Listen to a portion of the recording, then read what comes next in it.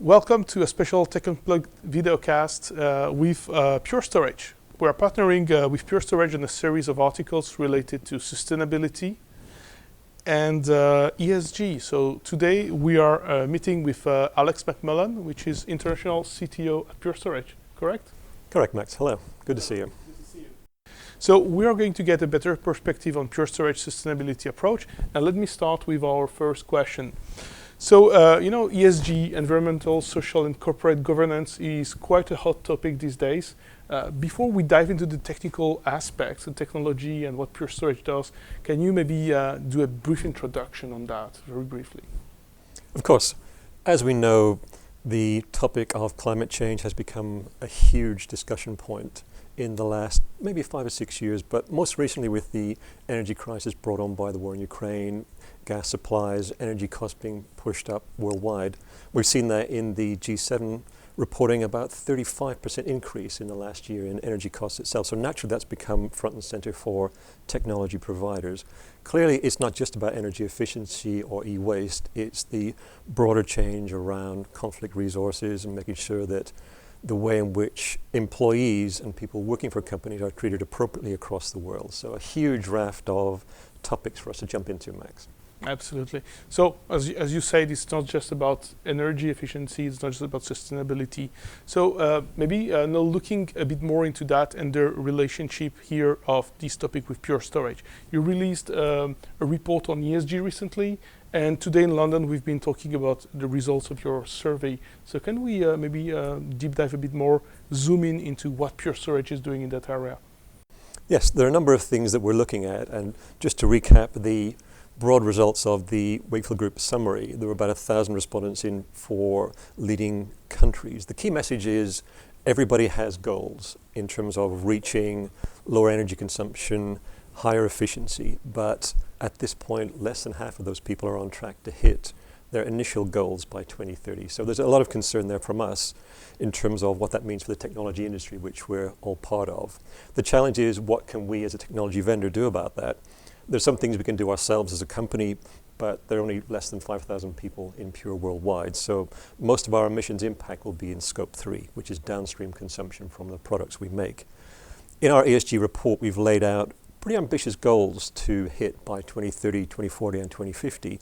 But the big one that our CEO has laid out is a 66% reduction in per petabyte energy consumption by 2030. And to be clear, that's our minimum commitment.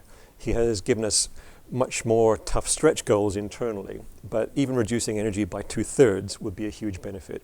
We've seen figures from the IEA that say 1% of data center energy worldwide is part of that huge global budget. Another 1% of that energy budget worldwide is to move data around. So the less data there is, the less we move it will be a thing, but I don't think that's realistic to expect given modern consumer behavior and modern technology as well. So lots to do. Absolutely. So obviously the goals which are set by your CEO are covering overall, let's say, all of your operations. So it's not just about the technology, the product that is used by your customers, but your upstream, downstream emissions and so on. But if we look at it from the customer perspective and the technology perspective, what is setting you apart from your competitors? What are the key differentiators from a sustainability perspective, but also looking at performance, capacity, and so on? So there are a lot of things that the storage industry has to address. Over the last 20, 30 years, we've been, even when I worked in the banks, running infrastructure. Data center power, generally 50 to 60% of that power was set aside for storage arrays, storage devices, storage switching. But now what Pure has done is change that equation, in fact flip it on its head, where anywhere that you can plug in a server, you can plug in a Pure Storage array. And that's a huge benefit in terms of a number of things, in terms of, firstly, the easy one, energy consumption. We are running around 1,500 to 2,000 watts per device now at the high end, which is what a decent server will draw at the same time. But also the efficiency and the capabilities that go around that in terms of the way our infrastructure is designed to be reusable for 3, 5, 10, 12 years, reduces e-waste on the back of that. The third one that nobody really focuses on as much is the usability and the efficiency of the device itself. If you look across our global customer estate, you'll see a range of utilization figures from 0 to 100%, but the bell curve is definitely skewed towards the high end.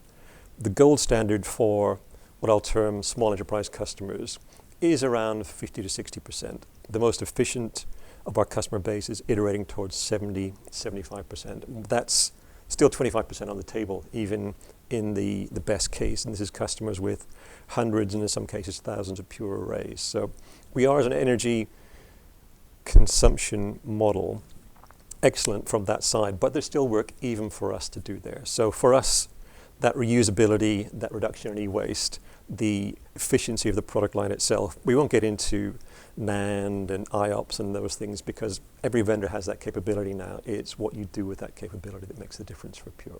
Absolutely. So let's say the architecture, the way you build the solution, the way you can let's say replace the component, all of that is really essential as a foundational capability. But are you seeing also a change in the way organizations are consuming storage, right?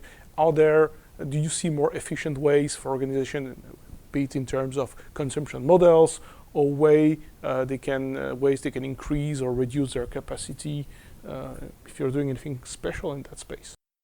Yes, so we have a couple of things to talk about there. Our evergreen business model is underpinned by an evergreen technology decision that we made in 2009, 2010.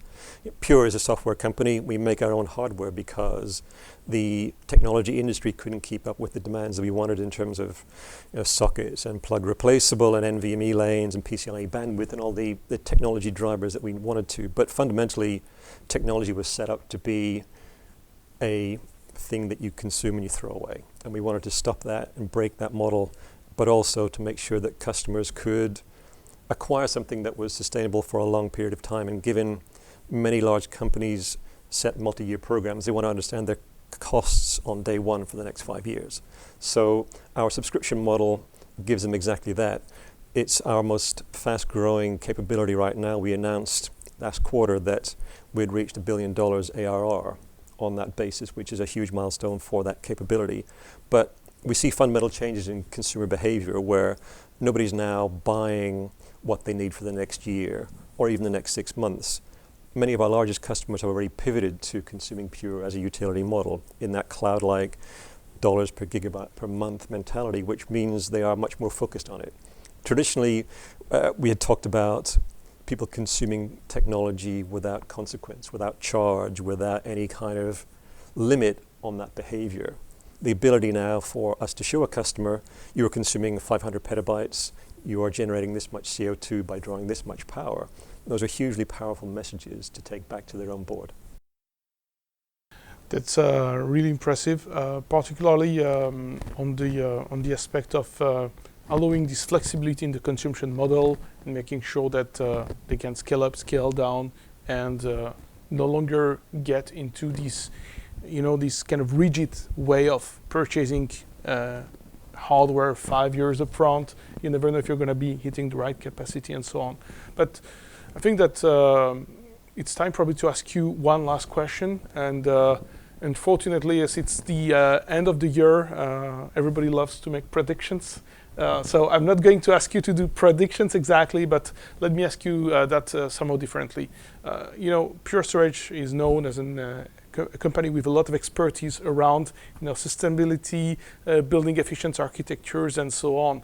And the market has some work to do to catch up with you. What do you see in the next, let's say, 12 to 24 months as, let's say, innovative, transformational, how the market is going to evolve? I think there will be a range of things that will drive different efficiencies. As I said earlier, our CEO has set out very aggressive goals for us internally from an engineering and a technology perspective, and we'll do our best to hit those. We will see, we're already at something around the 200 layers on QLC and TLC. We'll get to 2 to 3 to 400 in the next couple of years. Pure, as a vendor that uses chips directly without relying on commodity SSD, has a huge flexibility advantage there.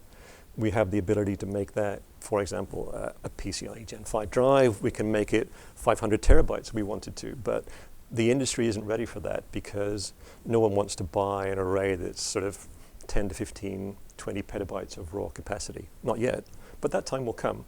What we are seeing is customers asking us, particularly on the software side, let's not just talk about balancing IOPS and bandwidth. Let's talk about how I move workloads in my own data centers to the most energy efficient array that we have. And maybe that's because it's in Italy versus Germany, or maybe this data center has a higher proportion of renewable energy.